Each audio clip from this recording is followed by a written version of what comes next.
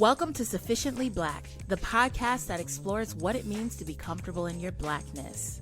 I'm Janae, here with Kia Swinton and Amari Pollard. All right, that went smooth, way smoother than it typically does. But anyway, guys, we have a Discord. You can follow us on all of our socials at SufficientlyBLK, Twitter, Instagram. Come on over, come see us. Jaida Violet is a 24-year-old sex worker. During the beginning of the COVID-19 pandemic, she was working from home before leaping into sex work. She was already posting NSFW pictures and videos on Pornhub anonymously, so once she lost her job during the pandemic, sex work became a quick option to make some money. Very shortly after creating her NSFW accounts, her platform quickly grew to the 23.3 thousand followers on Twitter she has today. Welcome, Jaida. Hello, thanks for having me. Hi. Yeah, of course. So tell us a little bit about yourself and how you got to where you are today. I've always been, a creative. So before I even was in sex work, I was a makeup artist for about 7 to 8 years. So I've always been in the beauty industry, making other people feel good, and just decided that wasn't for me. And then I tried to do regular work, like the 9 to 5, working at a call center or whatever was seen as a normal, respectable job. And I have ADHD. I was undiagnosed for a long time, so those kind of jobs just did not work for me at all. I didn't understand why it didn't work. Why was I just not functioning at my best? And that's why I ultimately was fired from my job. And I got into sex work because it was, like I said, it was a means of survival at that point. And I really didn't know what else to do other than being at home. You're in the house. I was living with my elderly grandma. I can't just subject her health to me being out and then coming back, and I don't know if I'm bringing something to her. So I needed something to do at home on my own time to make money off of. And with the rise of OnlyFans, it just made the most sense.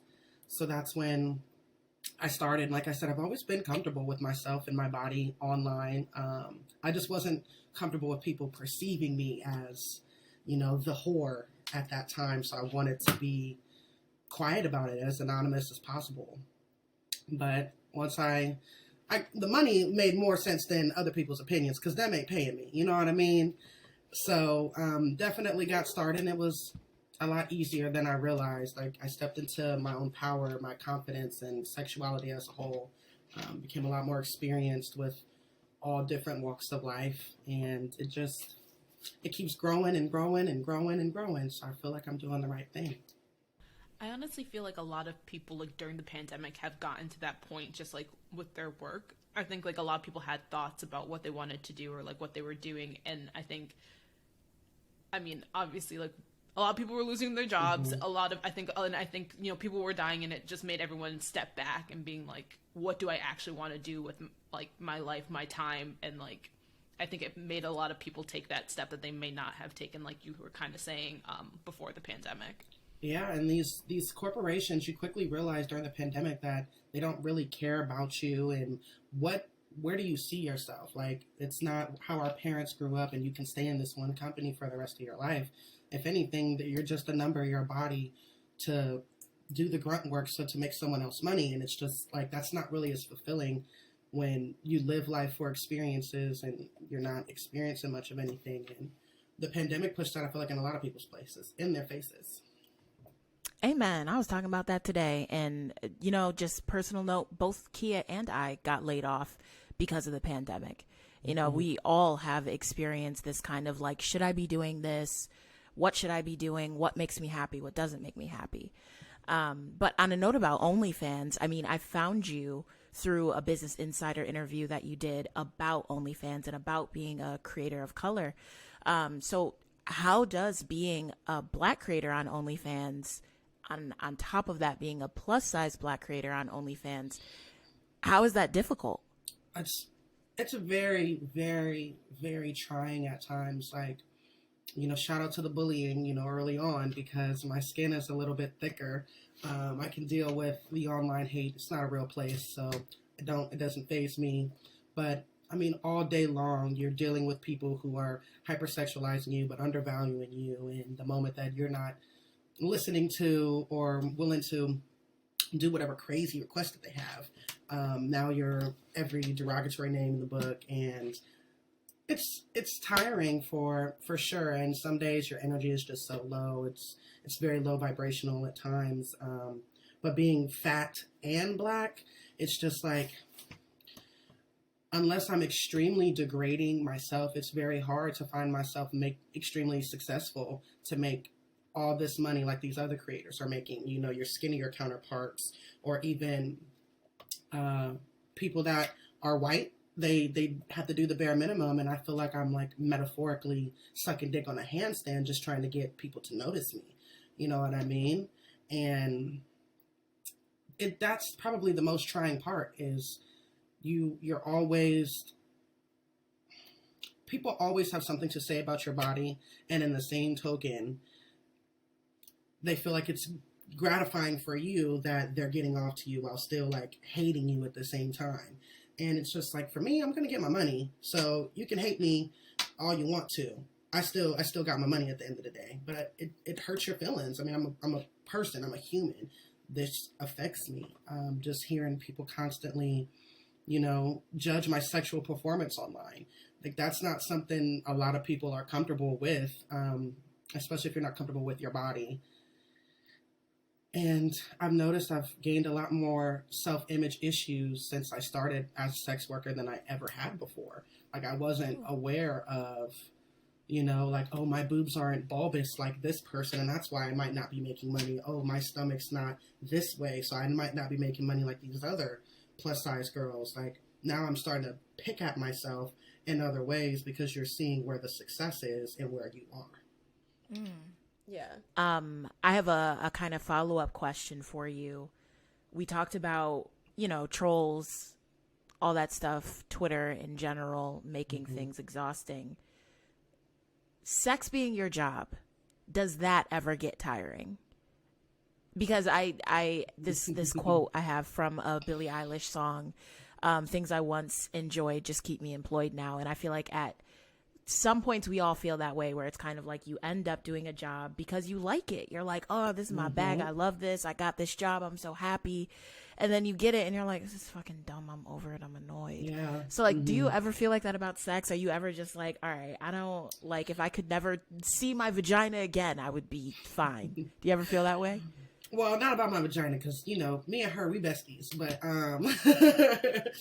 when it comes to sex, like, absolutely. Me and my partner, we've actually had some arguments about sex, like, you know, because he's watching the fantasy, and like, that's not real life. Like, I'm not really wanting to do all of these things when we're actually being intimate together. Like, this is staged, my back is hurting, and I'm propped up in a specific position just to give the visual that they're looking for. And there's been times where, like, in my personal life, he's just like, I don't feel like I get that. And it's just like, why do you feel like you should? Like, this isn't real. It's fake. I say porn is like wrestling, you know? Like, you start off believing that this is the truth, and then you quickly find out it's not, and it's still entertaining. You still want to participate. But in my personal life, I just don't find myself wanting to do the extra most. Like, I just want to have that intimate downtime with my partner. I don't want to make it as flashy as possible. Maybe I just want to feel that close connection. And that's probably the biggest thing, is I'm always on go. I'm hypersexual AF, but I'm not wanting to perform. I just want to exist in that moment. So I would say that that's probably the difference for me. Damn. Is that like I actually haven't watched enough Black Mirror to reference this, but like, is it almost like you're not competing against yourself, but is it like a weird like duality where it's like, this is like how I perform, but that's like not me in real life? Is it ever like you're competing against yourself? Yeah, like a Hannah Montana situation. Like, yes. That's how I feel. Yes. Oh my god, that's great. That's how I can feel at times. Like, okay, I'm actually Miley. Can you please stop expecting me to be this like grand superstar when I'm just at home? I'm comfortable. I'm not on the clock. I'm not trying to to gain all this traction and engagement because of how spread open I can be while maintaining my posture. Like, maybe I just want to lay back and enjoy everything, you know? But that's the biggest takeaway I'd say is people talk about it all the time in sex work, on and off camera sex. There's so many sex workers, especially guys, who don't really have off camera sex. The only way that they're really having sex is with other women, because you have to maintain your sexual status like every 2 weeks if you're like really, really invested in the adult industry. So you don't really know if you're taking a leap out on that. That's a risk at that point. So I would say like on and off camera sex is a big thing with sex workers right now. So also like you mentioned about just like stepping into your sexuality and yourself as a person, and like how does sex work, you know, make you feel empowered? Also, like, as someone who like genuinely wants to step more into my sexuality, I'm just like curious. Janae, don't give me that look. I'm just like curious, like how did you step into it? For sure, I'd say you have to get comfortable with your body, and it's one of the easiest ways to get comfortable with your body. Being able to see yourself in this sexy, sensual aspect and be like, I'm hot. That can shift the perspective that you might have had on yourself for so long, for not being enough of this or too much of that, or this isn't attractive. It's just you. This is you in your raw form. And then when you post it online and you start receiving online validation from people that don't know you at all, you realize that a lot of it's been like conditioned thinking of all these negative things about yourself. And when you finally flip your own narrative, it's extremely empowering to just exist as you are, and people like it. And then you realize like, this is likable. Wow. I've been sleeping on myself. Just a personal tidbit. I feel like that's where I am right now. I'm 6 foot tall, I'm plus size, and my entire life I've been kind of living in this narrative of like, no one likes me, dur. And you know, through therapy, getting older, really just working on myself, I've been realizing like, I'm that bitch. Like, it's been crazy. That, okay? Been that. And it's like you said, flipping that narrative and realizing that, you know, due to systemic racism, the patriarchy, all that other bullshit, we have really been brainwashed to think certain things. But sometimes when you do some work on yourself and step outside yourself a little bit, you realize that some people might think these things, but not everyone thinks these things. And that's important. It might have just been your surroundings too, you know? That's like, true. It shows you like what you might have been surrounded by, and the way that they think could have impacted the way that you view life, the world, everything around you. It's definitely empowering though when you finally you cross that hurdle that was the biggest one, being yourself. And then you find that no one else matters at that point. Once you are able to conquer your own feelings and how you feel about your body, I would say that you're on the right path towards empowerment. And then once you go on ahead and say like, I truly am happy with me despite whatever you say. Like, I tell people my biggest flex is I get paid for the things I used to be bullied and insecure about. Like, amen. Wow. That's amazing. It's empowering to finally know and have an experience like my day-to-day. I see it. Like, I haven't worked an actual job in over a year. That's empowering to know. Like, me just being me, my natural whore self, is sustaining a living for me. So it's definitely, it does something to me. Love that for you.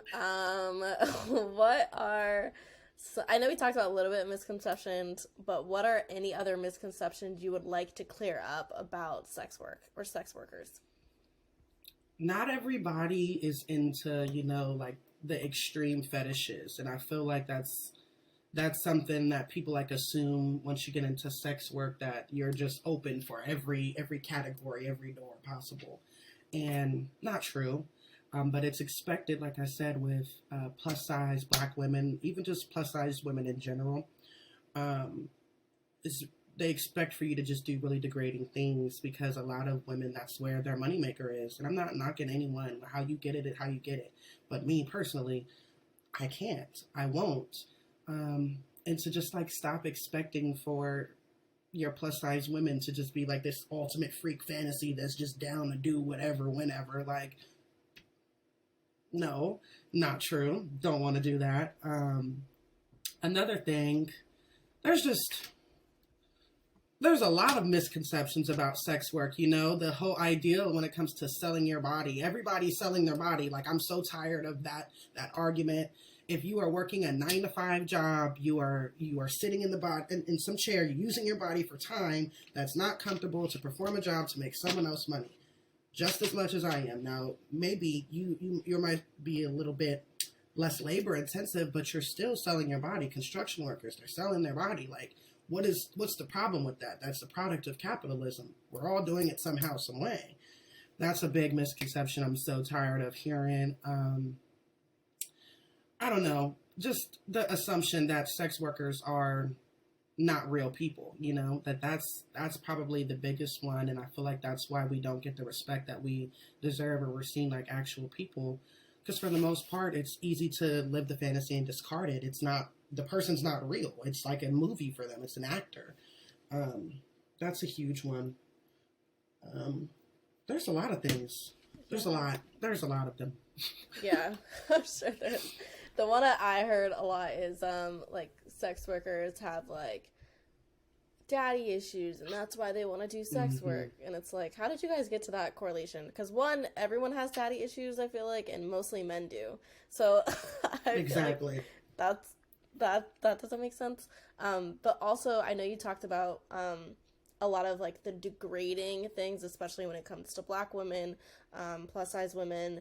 Are you able to give us, like, and you can say no, any of, like, the requests that you've seen common for Black women or, like, plus-size women, and the ones that you're just like, nah, fuck it, this is not enough money for us? Absolutely. Like, anything revolving around me being a pig, I'm not doing that.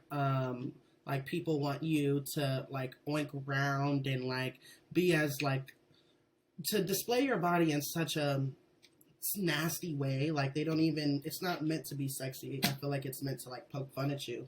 And personally, I don't know where that's going to end up, so no, I'm not doing it. And I'd say, you know, where people are asking you to do feeding videos, refuse to do those. That's not something I'd ever do. And it's not to say, like, for some people, I get it, like, have $200 meals sent your way, and all you got to do is record yourself eating it. But when you're a plus size woman, you got to know what you're feeding into when you do stuff like that, and who is your audience, and why do they really want to see that? Not willing to do it. I don't do mommy requests, and I know that is something that a lot of women with big titties, they definitely do, because the market is insanely massive for it. Wait a minute. What exactly is that? Are you, like, play breastfeeding somebody? You pretty much pretend to be someone's, like, slutty mom. Like, your videos are just, like, you're pretending to be someone's mother. You be in, like, maybe a mom-like situation, and you're, like, pretending this incestual relationship. And I don't feel comfortable doing that with people on the internet. Like, I don't know you. Like, I don't want to do that. That's not a fantasy that I feel comfortable adhering to. Now, I get it. The pregnancy women, they make so much money and they call themselves mommy. You have some women who have already had kids and they call themselves mommy. Some women who just have big titties and they go along with the whole mommy trope, because as quiet as it's kept, that's like the number one biggest seller, I'd say, amongst sex work is incestual fantasies. Yeah, that doesn't surprise me, actually. But I didn't know about the pregnant women thing. Oh, no, that's huge. I that's something I didn't know. It's very big. And, like, they want your belly round and plump. They want to see your nipples extra dark. They want you to show your breasts lactating. Like, it gets a little, you know, sick and twisted, at least for me. I'm not here to kink shame, but, you know, I will point my finger at some of them. Just like, yeah. Like, you know better. Yeah. Oh, yeah. Wow. Well, we have one more question before our lightning round, and that is what some advice that you would give to anyone who they're on the fence. They're like, do I dip my toes in? Do I not? For doing sex work. You need to know if this is something you want to do. Like, before you do it, 100%. Even when I posted my TikTok on how to be a porn star, I was telling, like, this one person commented and they said that they bought everything and then they chickened out. If you chicken out, like, don't do it. Don't do it until you feel 100% comfortable, because it can be damaging if you're not. If you're at an extremely low point in your life and you're insecure, like, I can only imagine it's not going to elevate you extremely high. It might exacerbate those same insecurities. So you need to at least be confident and assured of yourself that you don't care what other people are going to say. I understand it might affect you at times, but in the grand scheme of things, you need to be prepared for the hate that's coming. You know, like YouTubers, they know their comment sections are going to be crazy, and they have to prepare for that. If you're an influencer, you have to be prepared for that. But it's just 10 times worse, because these are people that are embarrassed to show themselves. So they're going to be as vulgar and as mean, as spirited as they want to be. And I'd say that you need to be prepared for people to say all kinds of hurtful, out-of-pocket stuff. And I mean, just being candid, your safety is a huge issue. You never know who's looking at you, who's trying to find you online, what kind of abilities that they have. I got into a relationship with someone, a sugar baby relationship with someone who had a lot of tech skills, and I still have my suspicions that they're the one who deleted all of my pages. But it's just like, you don't know what these people are equipped with, and you need to be able to prepare yourself for the worst, should that be the case. Not everything is, even if it is fast money, there can be extreme negatives to how quick the money can be. Thanks so much for tuning into this week's episode. You can talk to us on social media at SufficientlyBLK. Email us at sufficiently.blackpodcast@gmail.com with any questions or feedback. And you can listen to us anywhere you get your podcasts. And don't forget to follow us so you don't miss any new episodes. Until next time, bye. Bye.